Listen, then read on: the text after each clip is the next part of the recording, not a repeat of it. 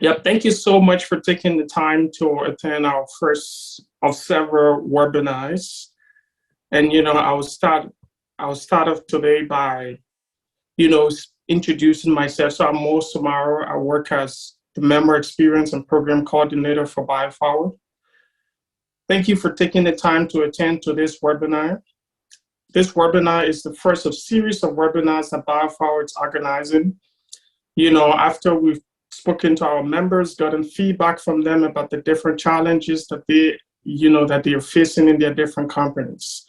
And one of the challenges that keep coming up is the shortage of highly skilled talent, which including our biohealth sector, which including our biohealth sectors has allowed employers to continue to, consider foreign workers and just international students studying here in the US.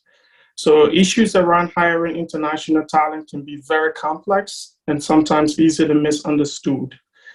So the goal of today's webinar is really to discuss several visa options for both foreign students studying at US universities, as well as just international talent that some of our companies may be able to hire. So we want to look at both short and long-term eligibility factors, general procedures, and just overall processing timelines. Just so our members understand the process and feel very confident about just hiring international talent. So Luca works as a partner and immigration attorney from DeWitt. You were here in her presentation today. The goal is to try to demystify the process of hiring skilled candidates, both in and outside of the US. And as she goes through her presentation, and just outlining the different visa requirements, you'll also realize that for some of these visas, the process can be a little complicated. For others, the process is very straightforward. Personally, my hope is that as we approach like this webinar and just talking about the whole visa process, you would see this as an opportunity to address some of your staffing needs by investing in talented individuals who we believe from past experiences will be very loyal to your companies, especially if you're sponsoring them. Because as Luca will explain, it can be very difficult changing jobs for most of these people on working visas and just going through the tedious challenge of reapplying for work visas and, applying to new companies. I myself am an immigrant, and I would like to really end this on a personal note, right? So I had a friend, right? I mean, we went to school together, so let's call him Kevin, right? So we went to school together. After school, he did this amazing, computer science program. And so after that program, he, was looking for jobs, right? And so he tried to apply to companies in the US and companies in the UK. But, he really, really wanted to move to the US. I mean, as we all know, you have all the Fortune 500 companies, you have all the major tech giants. And so he applied to some companies. He really didn't, hear back from most of them, and the ones he hear back from, like the visa process, was just so tedious and, it was just so long. So he decided to apply to some companies in the UK as well, right? Because most of these companies in the UK were his second option, right? And then at the end of the day, he ended up getting the unemployment with Goldman Sachs, and Goldman Sachs quickly speed up the whole process for his visa. And he currently works at Goldman Sachs as, a software engineer. So I was just talking to him about, are you ever considering moving to the US? It would be cool for us to move together, reunite, and just, stay in the same place. And he was like, you know what? I'm thinking about it. I really want to move. Who doesn't want to move to the US? But I guess for me, the company I'm working with right now, the company took a chance on me. And so I believe I owe it to that company to be able to give some number of years back to them and put in the best work before I can even consider moving, right? And so Kevin, it's not really an outlier in this case, right? For most international talents, I mean, they understand that moving to the US and just working in the US and working for some of these big companies at their headquarters is a dream come true. And so they want to do their best, they can, to work hard and stay loyal. Sorry for me sweating. I'm in a really tight space right now. But, I now have the distinct honor of introducing Luca, partner and immigration attorney with DeWitt, to begin her presentation. Thank you so much. Thank you so much, Mo, for the introduction, and hearing the story about your friend is a story that I hear way too often. So like Mo said, I am a partner at DeWitt Law Firm. I have been with the firm for 8 years. I have practiced immigration law for well over a decade. And a good part of my practice involves business-based and employment-based immigration options. And one thing that I have noticed year after year is that a lot of the clients, when they contact me wanting to know how to get H-1B or how to get L-1 or all the visas and all the things that they hear about in the news, they read about online, and it's all the headlines that are basically designed to be the clickbait. And one thing that I've noticed is many of them have not heard of other visa types that are a little bit more niche, but maybe easier to get, maybe less costs involved. And in some instances, those visa types might actually fit better to their industry or their particular company. So my goal today is to touch on some visa categories that are not the ones that you'll hear about everywhere else, and also touch on some other employment authorization types that are created indirectly by other programs and that do not necessarily even require employment or employer sponsorship. So I will first talk to you about why do we even want to bother about looking for foreign employees? I think that's kind of self-explanatory nowadays, but I will briefly touch on it. What types of visas are available? Like I said, I will focus on types of visas that are not necessarily the mainstream ones, and then how the visa process works for these particular categories. In case you haven't noticed, there's a labor shortage. Probably you noticed it. COVID-19 didn't actually create the labor shortage. It's something that we have been slowly building on for a number of years as the baby boomers generation has started to retire and age out of the workforce. And the pandemic was really just the final straw that compounded all of these factors. This is not a US problem. It is a global problem. And countries all over the world have started addressing that problem. And like the US, everybody has tried to resolve it internally without necessarily resorting to immigration.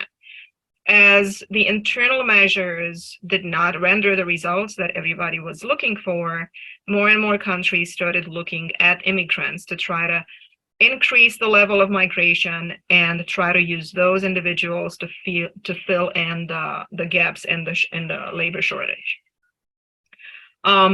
One of the advantages, perhaps, of hiring foreign labor, at least from the US point of view, for the visa categories that we will be discussing today, and most visa categories for that matter, employers, if they need to sponsor somebody for a work visa, that work visa is specific to that employer. So for the most part, if the employee wants to change jobs, then the next company will also have to sponsor them. So because of this additional red tape that comes with working in the United States on a work visa, it minimizes the mobility of foreign workers inside of the United States. I have heard time and time again employers that are reluctant to invest in foreign labor because they are concerned they would spend the money, they would spend the time and the effort to bring people in or to get them the status that they need, only to see those folks leave the company 3 weeks later. And while there is absolutely no way to guarantee that's not going to happen, the rate of incidence for that is relatively low because the employees would then have to go through the hassle of getting sponsored again, would have to convince the new employer, would have to go through all of the red tape that they had to go through in the first place. So it's not as easy for a foreign employee to change jobs as it would be for a US worker. So like I said, this is a global problem. Other countries have started to address it. And let's just look a little bit at what some other countries are doing. So Germany, the German parliament just approved just a few weeks ago a new provision that would relax requirements for non-EU citizens to come and work in Germany. And the new bill is also introducing a thing called the Opportunity Card that actually would allow non-EU citizens to come to Germany for 1 year to look for jobs. So they're not even making immigration contingent on an existing job offer. They just want bodies in the door, primarily high-skilled, hoping that they could fit those folks into the openings that they already have on the market. Australia has not introduced new programs, but they are increasing their government hiring. They anticipate that, they estimate that they have over $1 million work visa cases backlogged. So they are now investing in hiring just 500 additional government employees to hopefully clear this backlog and get workers in the door. Canada is increasing their immigration levels. In fact, Canada has announced that they want to bring in 1.5 million new immigrants, primarily high-skilled, by the year 2025. That is just 3 years from now. So they're basically counting on 500,000 new immigrants per year over the next 3 years. Finland went even faster than that. They actually have a fast-track procedure for high-skilled workers and startup founders. And when they say fast-track, they actually are promising processing for temporary work status in 14 days from application. Denmark and the UK came up with a shortage occupation list. Denmark calls it a positive list, but it's kind of the same as the UK. It's basically a list of occupations, many of them being in the biohealth industries that your association and your members are in, that would be prioritized for immigration benefits. So that's just a small sample of what other countries are doing. What's the US doing, though? So in the US, we've had several proposals over the last several years, couple of years especially. And there are two things to keep in mind. One is many of the proposals that would mirror things like the programs in Germany or Canada actually require congressional approval. So our immigration law that was approved by Congress, that was in the bulk of it was approved in 1952, has several quotas on the level of migration. So for the US to increase the quotas for a lot of this, it requires congressional approval, which also involves 60 votes in the Senate. So with the current Senate composition, it is unlikely, I'm not going to say impossible, but it is unlikely that such a measure like increasing the overall quotas would actually pass. So then the administration that is in office, or any administration for that matter, has to basically implement some provisions within the existing regulations. And the Biden administration has taken some steps this year, especially. They have expanded the STEM list. STEM, of course, that stands for science, technology, engineering, and mathematics. And there is a list of STEM codes that get certain priority provisions for immigration purposes. The list up until recently, the most recent one was enacted in 2009. And naturally, since 2009, we have had several emerging fields in technology, especially, that were kind of left out of this whole STEM thing. And many of these actually had to do with artificial intelligence, which has expanded and evolved so much in the last decade. So earlier this year, the Department of Homeland Security expanded the list of qualifying codes and qualifying occupations for STEM, which will enable more individuals to actually take advantage of that for immigration purposes. The administration has also done a lot of hiring to try to clear the backlog, similarly to what Australia has been doing. The increased hiring levels does have some congressional involvement there, because they can only hire as much as the budget allows, and Congress is the one that establishes the budget. In fact, they are in the process of negotiating the omnibus bill as we speak. They just signed on a stopgap yesterday, I want to say, but that's only good until next Friday. So they are still negotiating the budget and the appropriations bill for next year, and we are hoping that they will have a bigger allowance to hire additional officers to clear some of the backlogs. And another provision that the administration is doing is a lot of the applications require an in-person interview. The administration has the discretion to waive these interviews, so they have expanded the list of, or the number of types of immigration benefits for which the interview can be waived, so that it streamlines the process for certain types of applications and it gets them in and out a little faster. There are other indirect measures that would affect or would enable more immigrants to be able to work in the United States. And that is the renewal or expansion of certain humanitarian programs like the temporary protected status, Uniting for Ukraine, and so on. And I'll talk about these a little more in a little bit. All right, so now let's talk about those types of visas that you may or may not have heard of before. Now, temporary work visas usually require employer sponsorship.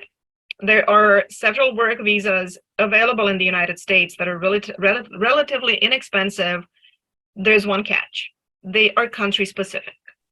But I hear from many employers and many of my clients that they do actually have the opportunity to recruit and advertise in these countries. So let's talk about it. E3, that is for citizens from Australia.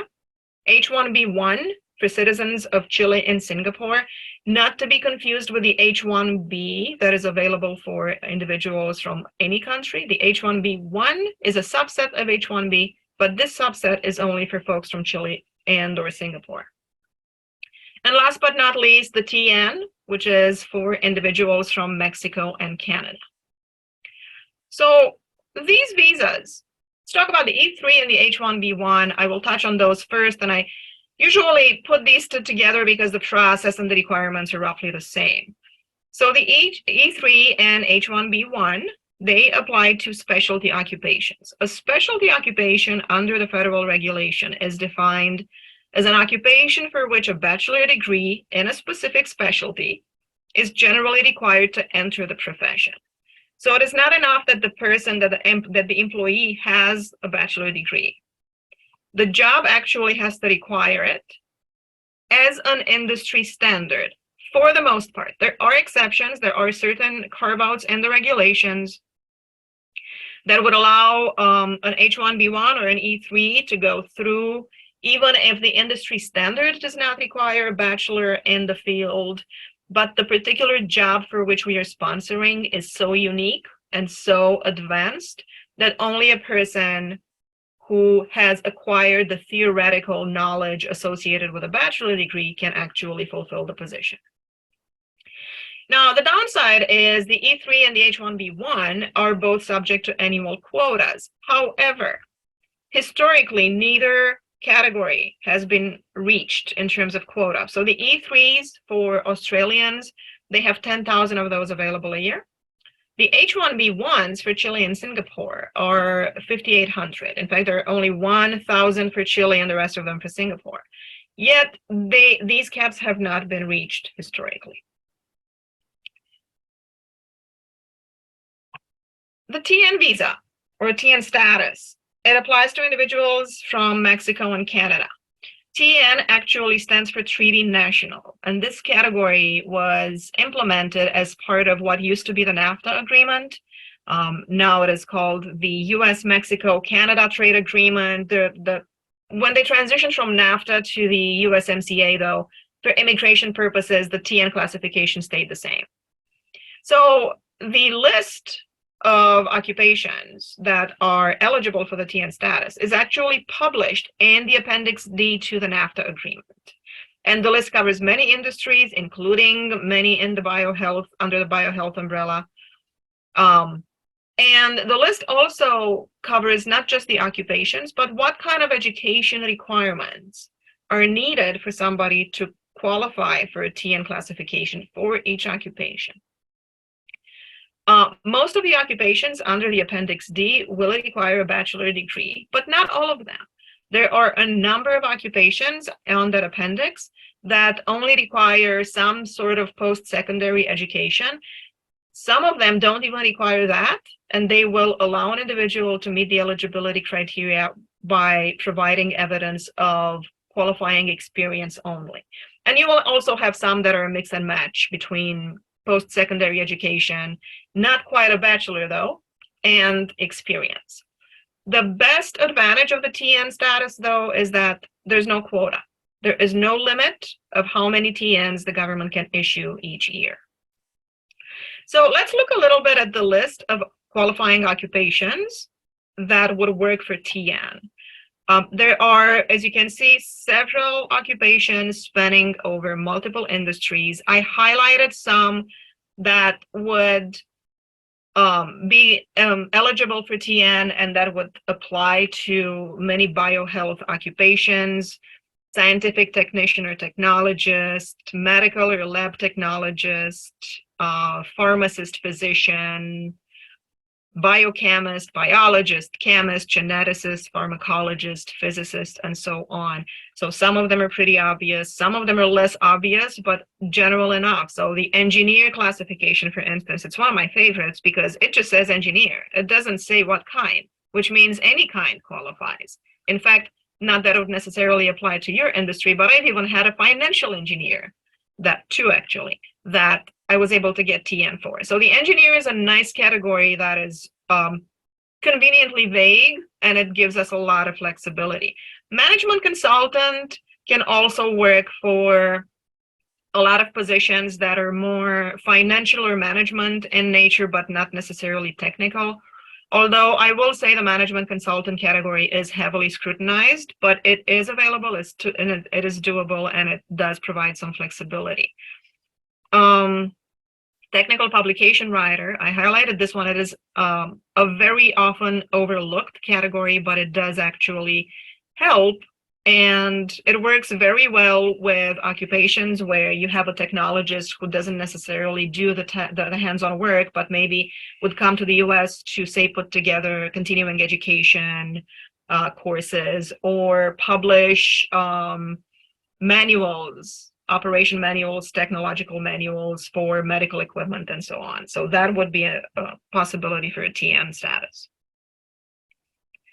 All right, so let's talk a little bit about the certain types of work authorization that do not require employee sponsorship. The ones that I touched on before, the E3, H-1B1, and TN, do require employer sponsorship, and I will talk about the process in a little bit. Let's just look at what doesn't require employment sponsorship.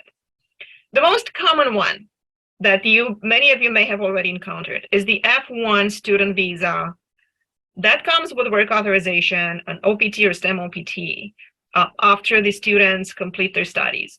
Sometimes it's possible before they complete their studies as well. That's a little bit more limited. Another kind is the temporary protected status, or TPS, that is available to individuals from certain countries that were designated by the Department of Homeland Security, and we'll talk about more in a minute. Uniting for Ukraine and the Venezuelan parole, those are two programs that were implemented this year in response to the political and war crisis in both countries. They are basically carve-outs of an existing program as applied to these two particular nations. There is a similar one also for Afghanistan. So let's talk about each of these individually a little bit more. F1 students, optional practical training, or STEM optional practical training. OPT stands for optional practical training. It is available to international students after they graduate from an accredited US college or university with at least an associate's degree. Best news, it does not require employer sponsorship. The only thing though is if the individual is in STEM OPT, then the employer must be enrolled in E-Verify and must submit a training plan to the university. But the university is the one that's actually administering the program. The temporary protected status is a humanitarian relief for individuals from certain countries because of civil war, unrest, or natural disaster. And it provides unrestricted temporary work authorization for the duration of the TPS program. And I listed here on the slide the countries that are currently designated for TPS, which means individuals from these countries that were already in the US when the programs were designated for their countries may be eligible to apply for TPS. And in parentheses, I put the year in which the designation was made for each country.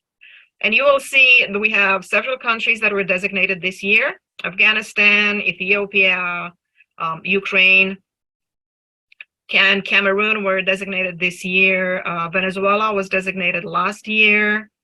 But for the most part, some of these countries go back several years. In fact, Honduras and Nicaragua go back to 1999. It is estimated that over 500,000 TPS holders currently live in the United States with a work authorization, either already approved or in the process of being approved. The Uniting for Ukraine and Venezuelan Parole, and like I said, there's a comparable program for Afghanistan as well. It's also a type of humanitarian status that allows individuals to work and live in the United States. As a general rule, a humanitarian parole is a case-by-case individualized determination to be made at the border. However, in light of the crisis in Ukraine and Venezuela and Afghanistan, earlier this year, the Biden administration basically took the classic humanitarian parole and carved out a more streamlined process for individuals from these three countries. The reason for that was many of them were basically going to Mexico and then using any possible means to get smuggled into the United States, or just showed up at the border and surrender themselves claiming asylum. And the situation pretty much became completely untenable, both for the US government, because there was a massive influx of these individuals showing up at the border, but also for the individuals themselves, because it just really was not safe. It wasn't safe for anybody.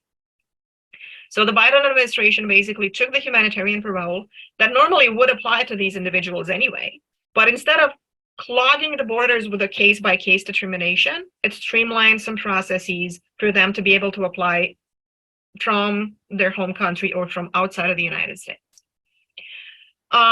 These programs also provide unrestricted temporary work authorization for the duration of the program. All right, so let's talk a little bit about how. What's the process for all of these? So let's go back to the employer-sponsored visa classifications. E3 and H1B1, again, that's Australia and Chile and Singapore. The process will be slightly different depending on whether the employee is outside of the United States or inside of the United States. If they are outside of the United States, the employer starts with filing the labor condition application with the US Department of Labor. This part of the process usually takes 1 to 2 weeks, depending on whether this is the first time that the company submits a labor condition application. After the Department of Labor certifies the LCA, the employer provides the certified application to the employee, and the employee uses that to apply for the E3 or H1B visa as applicable at the US consulate in their country. So an E3 applicant would be submitting a visa application at one of the US consulates in Australia, and then H1B1 applicant would be submitting their application at one of the US consulates in Chile or Singapore. Once the applications are submitted to the consulate, then they have to schedule their visa interview, well, pay the visa fees and then schedule the visa interviews. The visa interview times right now, and I checked this just a couple of days ago. In Australia, it takes 1 to 2 months. Chile and Singapore, roughly about 1 month. Now, the COVID-19 has created massive backlogs for the consulates. In fact, all consulates were shut down for several months in 2020. So it took them a while to work through those backlogs. And this is, in fact, these wait times are a result of recent spikes in hiring that did actually alleviate some of these backlogs. And the consular processing times will fluctuate depending on the country conditions at the time of filing. So it's something that you would want to double check every week. They usually get updated once a week or once a month.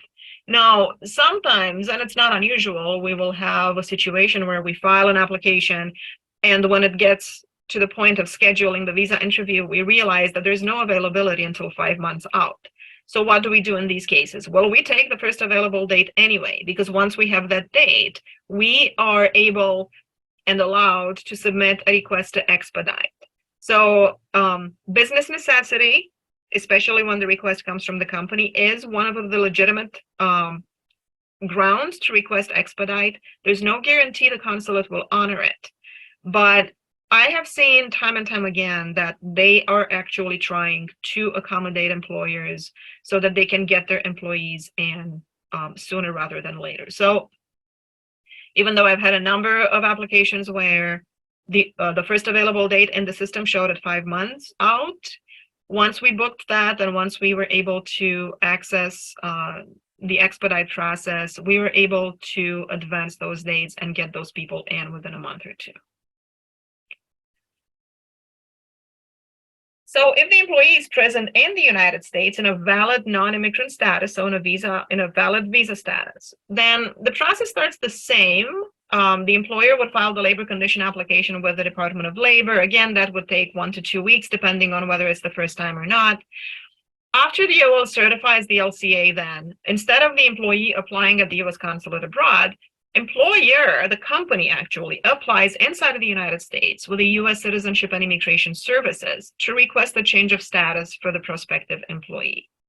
Standard processing times for these can span over several months, but for the E3 category, for instance, the Australians, there is the eligibility for premium processing. It does cost an extra fee, but it does push the government to look at our petition within 2 weeks of filing. Unfortunately, the premium processing is not available for Chile and Singapore, so for the H-1B1 category. So if we have somebody, and even from Australia, sometimes it's just not worth doing the premium processing for whatever reason.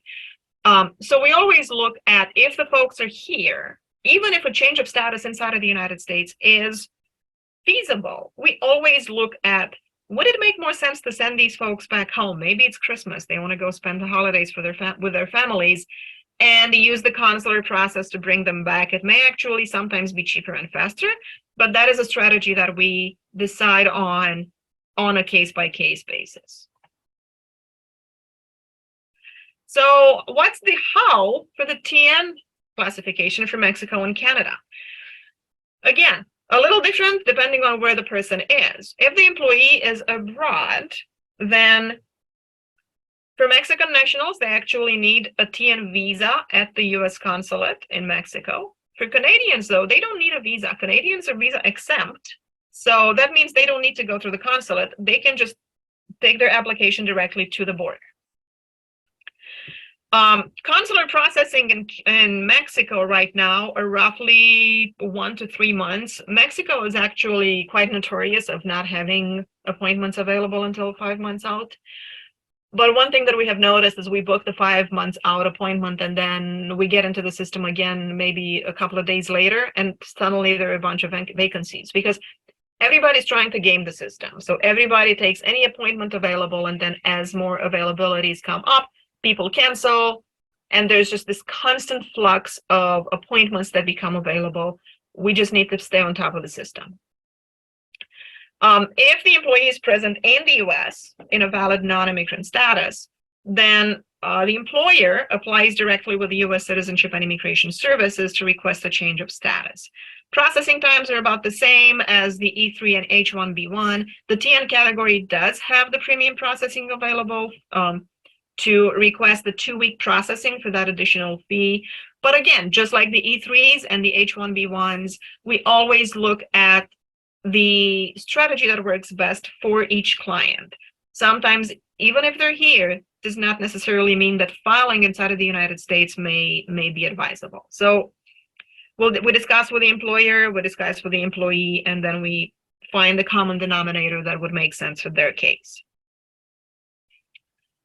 So what's the process for the F1, the TPS, the U4U, and parole, and all of that? Well, the employer is not really involved in a lot of these because, again, these are categories that do not require employer sponsorship. So whatever the process is, most of the times the employee handles the vast majority of these steps. They apply for the work authorization on their own, and they're the ones who are paying the fees and all of that. There is a limited employer involvement in some OPT cases, and that is mainly for purposes of verifying that the employment is in the student's field of education. and related to their degree. And if it's a STEM program, a STEM OPT, like I mentioned earlier, the employer also has to be enrolled in E-Verify. So what is the validity period for all of these categories? Now, the H-1B1, that's for Chile and Singapore. Individuals can be admitted for up to 1 year, but it is renewable in 1 year increments, and there is no statutory limit to how many times we can renew.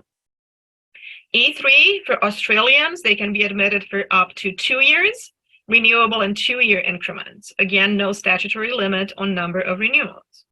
The TN for Mexico and Canada, admission can be up to 3 years, initial admission, and then renewable in 3-year increments, also with no statutory limit on the number of renewals. There is, however, a discretionary limit on the number of renewals if the officer believes that the employee intends to use these categories, these temporary visas, as a loophole to really just permanently live in the United States.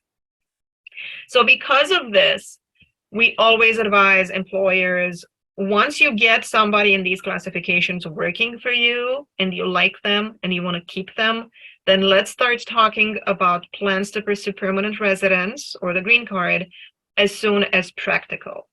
Because even though the law does not mandate a limit to how many times we can renew these visas, you never know which officer you're going to get. And also, employees' life circumstances change. Each time they have to show that they maintained ties to their home country. But those ties, if it's family is not always going to be there. They can move. They pass away eventually.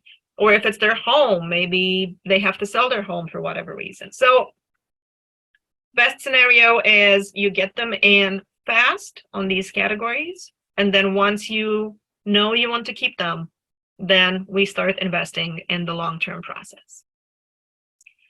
So for the other categories, validity period, the validity will depend. So for F1 and the OPT, the validity will depend on whether the underlying degree is a STEM or non-STEM. And this is basically the difference between regular OPT and STEM OPT is everybody gets the regular OPT. So they graduate and then they get 1 year of OPT. And that OPT the earliest they can get it is after they graduate with an associate's degree. And then they could get 1 year of OPT after each progressive degree completed. So you can have somebody working for the company for 1 year after they get their associates. Then they go back to school to get their bachelor. After they are done with their bachelor, they can get another year of OPT and they could come back and work for the company. They could even work for the company while they're getting their bachelor in certain circumstances if they get authorization from the university. Then they can go back and get their master's. And then they get another 1 year of OPT after the master's. And then they can, if they want to get their PhD, that we can do this all over again. Do the PhD, and then you get another year of OPT. So this is for general degrees, doesn't really matter what field it's in. Now, if the degree that the student is getting is in a STEM field, then they can get up to 3 years of OPT after each progressive degree completed. That said, though, STEM OPT is not available for associate degrees. It is only available from a bachelor and higher. So if you have somebody who got a bachelor degree in a STEM OPT, they would get the initial year of general OPT, and then they would get another 2-year extension as a STEM OPT for a maximum of 3 after that degree. And if they want to go back and get a master's, then they can get another 3 years after the master's. If they want to go back to get the PhD, they can get another 3 years of OPT after the PhD. Again, this is all STEM degrees. TPS, temporary protected status. That is generally designated for the applicable countries for 18 months at a time. It is renewable if the Homeland Security Department extends the temporary protected status for those countries. And if you remember the list of countries and the years that I specified for each country, some of these go back to 1999. Generally, they get renewed. It is very rare that a TPS gets terminated. And if it does, they usually give individuals at least a year's notice. Because the TPS designation is basically triggered by severe country conditions in those countries, such as war, or a natural disaster. Those are not conditions that get resolved over time. which is why these TPS programs, once they get implemented, usually they're here to stay for quite some time. Uniting for Ukraine and comparable programs for Venezuela and Afghanistan, these were implemented for 2 years. They are new. This is the first generation program for these. I presume they will be renewed in 2 years, but time will tell. It's at this point too early to know. But considering the country conditions and political and civil war conditions in those countries, I fully expect they would get renewed in 2 years.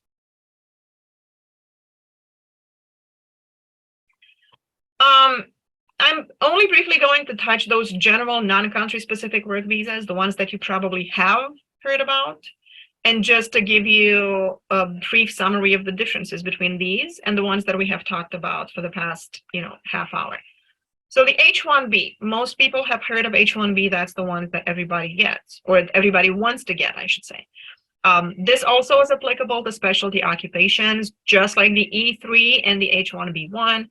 Again, a specialty occupation is defined as one for which a bachelor degree in a specific field is generally required to enter the profession. H-1Bs are subject to an annual quota, and that quota is 65,000 a year. There's an additional 20,000 a year quota for individuals who got a master's or PhD from the US. Otherwise, if you just have a bachelor, regardless of the country, then you would get subjected to the 65,000 annual cap. There are a ton more requests than that. In fact, this past year, I believe we had about 400,000 or close. So because of that, they all go into a lottery. The lottery happens in March. Otherwise, the process requires a labor condition application with DOL, just like the other categories, and the petition with USCIS. Now, if you remember, E3 and H-1B1, so Australia, Chile, and Singapore, if the person is abroad, it doesn't require the USCIS petition. You just do the labor condition application with DOL, and then the people apply directly at the consulate. With H-1B, it doesn't matter if the people are here or not. You will need both the labor condition application and the petition with USCIS. Validity period for H-1B is an initial period of 3 years, renewable for another 3, and there's a validity max of 6 years in the aggregate. Unlike the H-1B1, where there's no limit to how many times you can renew it, or the TN or the E3, again, no limit to how many times you can renew it by statute. H-1B gets capped at 6 years in the aggregate. There are 2 exceptions for it if the company has already started the permanent residence process for the employee, and depending on how far in the process those cases are, then we may be able to exceed the maximum H-1B 6 years validity. L1, you may have heard of this one. This is applicable to multinational corporations that are transferring employees from foreign countries, from the foreign company to a US subsidiary, parent, or affiliate. There's no annual cap and no lottery. It does require a petition with USCIS. So this could be an option for multinational companies, but it's not going to be an option for companies that only have one presence in the United States, and that's it. They don't have any other corporate affiliations outside of the US. So again, no lottery, but the validity is only up to 7 years total. You have to be an executive or manager to benefit from the 7 years aggregate validity, and that's an initial admission of 3 years and then 2 renewals of 2 years each. And then you can also get an L1, it's called the L1B, for up to 5 years if it's a non-managerial position, but the individual has specialized knowledge about the company's offerings. And there is, unlike the H-1B, there is no exception to the validity maximum for the L1s. O1, you may or may not have heard about this one. There's a lot of information on the slide, but I will just summarize it as it applies to individuals with extraordinary ability, and it actually goes for individuals who have demonstrated that they are at the very top of their field. We sometimes call this the temporary Einstein visa. So folks who have international or nationally recognized prizes, and they have so much achievement in their career that they are, that small percentage at the top. So again, I mentioned earlier, we get these folks in the door on these, faster/cheaper categories, but they are temporary. And like I said, at some point, there's a possibility that the officers may think they are using these categories for too long. So like I said, you get them in, you want to keep them, then we need to start planning for permanent residence. So there are two kinds of permanent residence options for employment. Some of them are sponsored by the employer. Others, the employees can actually petition for themselves. So this would be a case-by-case determination. If the employer sponsors, normally we have to vet the US labor market first. So we have to get a prevailing wage determination from DOL, advertise the position to show that the company has not been able to find minimally qualified US workers. The advertisement has to meet very strict regulatory criteria. It's not just a Facebook ad, and it's not something that we can just bury at the end of a newspaper that nobody reads. The permanent resident cases are subject to annual quotas, and the quotas are per country. Unfortunately, India and China are seeing absolutely extreme backlogs. Cases for individuals from India can spend 10 to 12 years, and China 3 to 4 years, which is why having those categories with multiple extensions or the H-1B even, where we could get more extensions than just the 6 years if we start the permanent residence process, would be beneficial. And the self-sponsored permanent resident cases where the employees can sponsor themselves, one of them is for EB-1 individuals with extraordinary ability. So it's kind of similar to the O-1 visa, only that this would lead to permanent residence. And the EB-2 national interest waiver, it's for individuals who have a master's or PhD, and whose continued employment in the United States would be in the national interest, so much so that the government would be willing to waive the requirement of job advertising and trying to show that we don't have minimally qualified US workers. The last thing I want to talk to you quickly about before opening it for Q&A, one of the things that I hear from employers a lot is that they don't want to even touch anything related to non-US citizen workers. And the reality is the law does not require employers to sponsor a candidate for work authorization. However, at the same time, the law does not allow employers to reject a foreign national who's already work authorized. Employers cannot reject employees just because they have a temporary work authorization that has an expiration date. And the Department of Justice usually investigates many of these companies, and whenever they see US citizen only hiring policies, or even US or permanent resident only hiring policies, they usually issue a lot of penalties, and they love these cases because these are the kind of unfair documentary practices that the law does not allow. The only exception to that is you can have a US citizen only hiring policy if there's any kind of law or regulation that would require the employee to be a US citizen. Certain federal jobs would have this, but not even those have this provision across the board. So the Department of Justice has multiple times issued opinions about what can we ask in the recruitment process about somebody's work authorization. And the language that they have authorized time and time again is, are you authorized to work for any employer in the United States? Or do you now or will you in the future require employer sponsorship for a work visa or work authorization? If the employee says yes as to the need for sponsorship, then the employer can ask follow-up questions. But if they say no, I don't need to be sponsored, then that's pretty much the end of that conversation right there.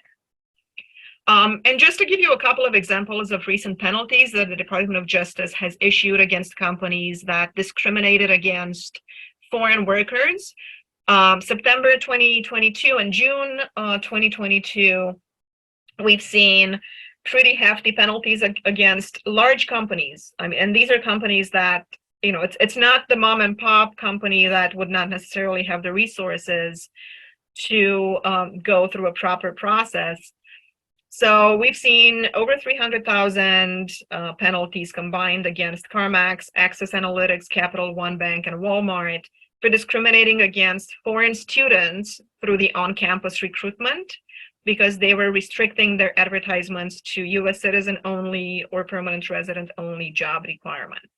Similar penalty against KPMG for a similar purpose, for a similar ground, and Technology Hub earlier this year also for advertising vacancies for US citizens and permanent residents only.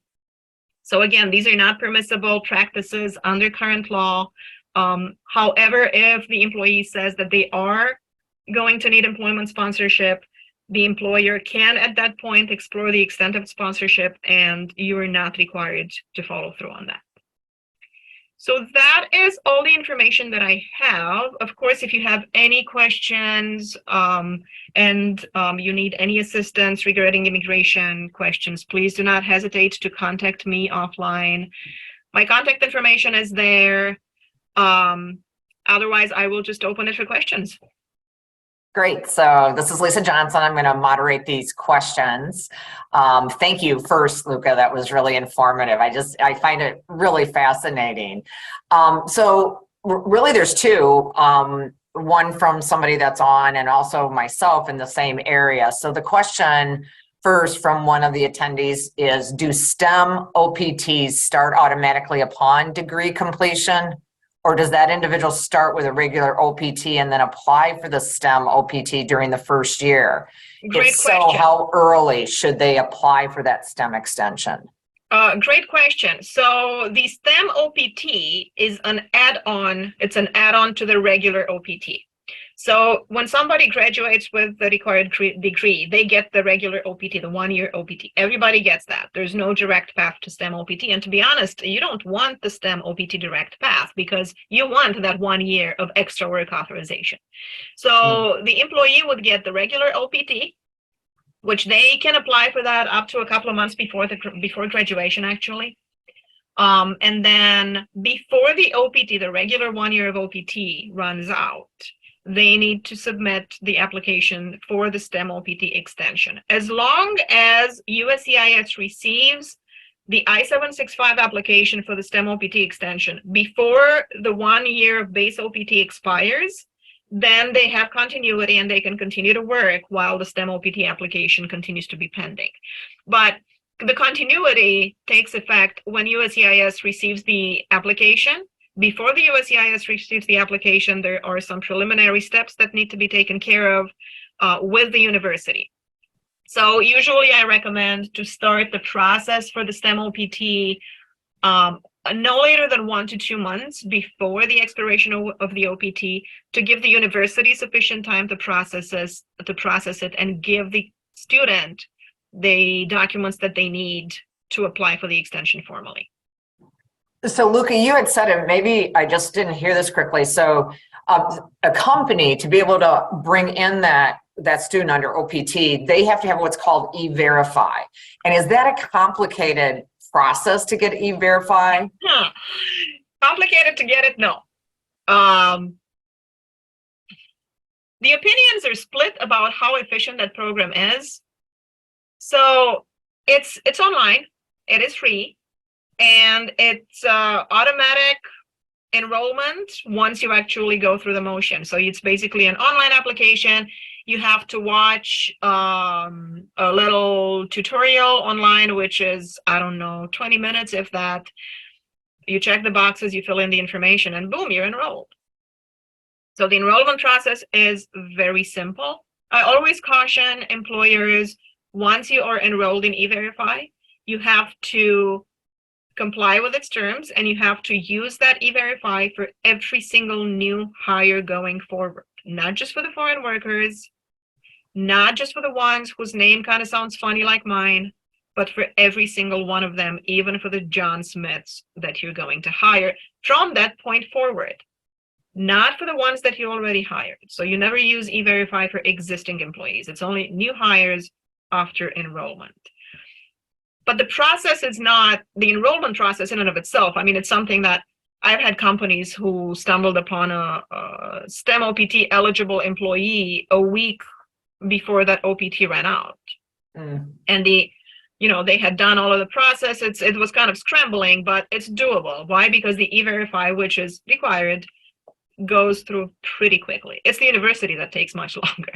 Yeah, are you seeing like UW-Madison working with certain industries? Have you seen those good relationships? I would think if you had a really good system in place, the university can be working closely with different industry groups, I would think, and then, and if the industry really is being educated or not, are you not seeing that very well? Yes and no. It's not really the industry that is a factor here, because it's a lot of the employee is kind of the one coordinating all of these. Okay. So the company is not communicating to the university or the other way around. So the part of the company's involvement in the STEM OPT process is, like I said, E-Verify enrollment, which is quick. And then there is a training plan. It's called a Form I-983 that the employee has to submit to the university. So again, it's the employee. They're the ones who are getting the form from the university. Employee is the one who gets the form to the employer. They work together. Employer fills it out, gives the form back to the employee. Employee submits it to the university. University submits form approval to the employee, not necessarily to the employer. Now, it's possible there is some direct communication, but it's not required. Okay. Here's another question, a different area. Are there any differences in application or processing of a work visa like an H-1B if the prospective employee is applying to work at a startup early stage company versus a large, well-established company? The requirements are the same. The process is the same. The only difference that I always caution my client when it comes down to startups is USCIS may ask for additional evidence to ensure that the job offer is legitimate and that the company has the ability to pay the prevailing wage. So that is one. The other thing is H-1Bs, and in fact, all of these classifications that require employer sponsorship, they require an employer-employee relationship. You cannot be self-employed. So if you have a person that is 100% owner and founder of a startup, then that gets complicated, because if you're the owner and the manager and the CEO and you make all the decisions for the company, you do not have a genuine employer-employee relationship. That's not to say we can't do H-1Bs for startups, but we may have to structure the company a little differently. We may want to put in place a board of directors, and we want to maybe have a manager-managed LLC of sorts, or try to have layers to make sure that the ultimate hiring and firing decision does not rest with the person that needs the visa. Got it. I know we're run out of time, but I do have just one question, since I've now had some interactions with the Ukrainian families here in Stoughton. Are there ways that any of our companies are some of these individuals looking for work? They're very talented individuals, but they've now been put into our country in these communities. The communities are trying to help them. Are there ways that you would suggest to our companies that some of this talent employee, because now they're under special circumstances, to be able to work in the United States, right? Do you have any suggestions to our companies on potentially reaching out to this pretty fabulous workforce that's coming into our country? So the best news that I have about the Ukrainian program is that as of a week or two ago, individuals who came to the United States through the parole program back in May, there's been a huge backlog in employment authorization applications. Anyways, long story short, a couple of weeks ago, the government announced that they're changing the policy so that these individuals are automatically considered authorized to work. So many of them are ready to hit the ground running. And you're right, many of them are high skilled. I know there are engineers and scientists and so on, and very capable individuals. My suggestion would be to reach out to the resettlement agencies that are working with these folks.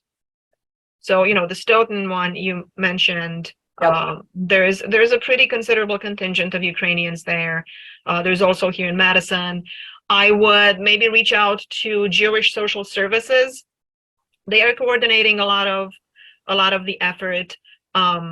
And also to the Dane County Immigrant Affairs Office. They are also coordinating a lot of resources, not just for Ukrainians, but for other immigrant population that falls under that TPS umbrella, right? It doesn't have to be Ukraine. There are a dozen other countries with TPS, Venezuelans, a lot of them. So yeah, I would reach out to the resettlement. So anything related to humanitarian parole or humanitarian categories that are work authorized, the resettlement agencies would probably be your best starting point. If they're not handling it, they can tell you who is. Great. Thank you so much. Keep that in mind, everyone that is still on here. Do consider that as a talent pool. These individuals, again, are highly educated and they need work. So Luca, thank you so much for taking the time for this education on immigration. We really appreciate it. Thank you for everyone attending, and wishing everybody happy holidays. You're very welcome. Thank you for having me, and happy holidays, everyone. Take care, everyone. Bye. We have a survey in the chat. Please don't forget to fill it out. Thank you Great. so much. Yep. Thank you, Mo. Yep.